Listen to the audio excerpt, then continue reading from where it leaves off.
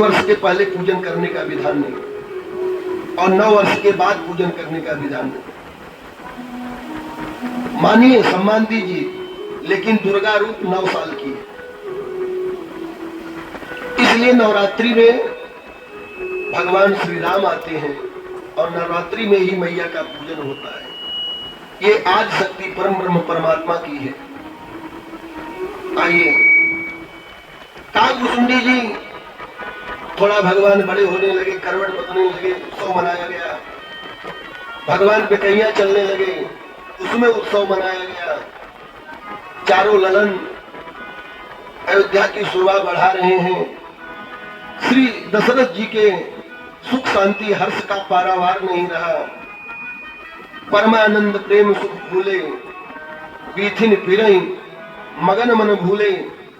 भगवान जब ठुमकते हुए चलते हैं तो उनके कमर की करधनी और पैरों में लगे हुए घुंघरू इतनी सुंदर किंकिणिया ध्वनि करती हैं और प्रभु की छवि इतनी मनमोहक है।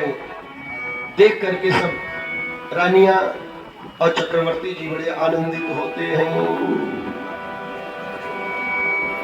और काकभुसुंडी जी ने जब भगवान की हाथ से माखन रोटी छीन ली तो भगवान उनके पीछे दौड़ पड़े। काग आगे आगे, भगवान पीछे पीछे। कौआ अपना प्राण बचाता रहा और भगवान रोटी कौआ के मुख से छीनने के लिए कौआ के पीछे दौड़ते रहे। त्रैलोक भ्रमण कर डाला लेकिन कौआ बचा नहीं। बाद में जैसे ही कौआ ने रोटी दिया, मुंह उसका खुला और गिर पड़ा। उसके अंदर भगवान दिखाई दिए, ब्रह्मांड दिखाई दिया।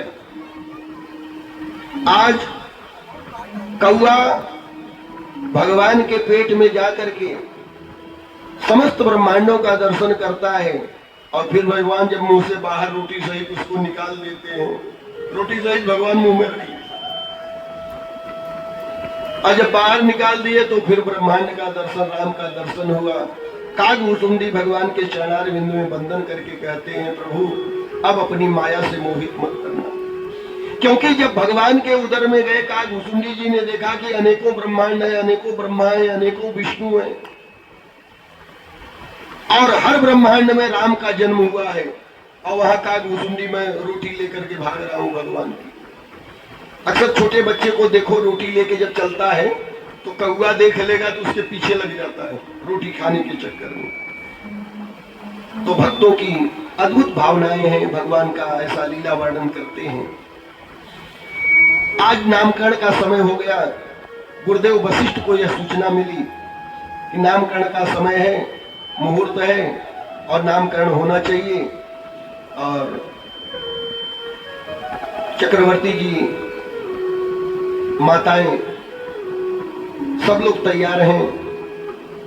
आजकल तो हमारे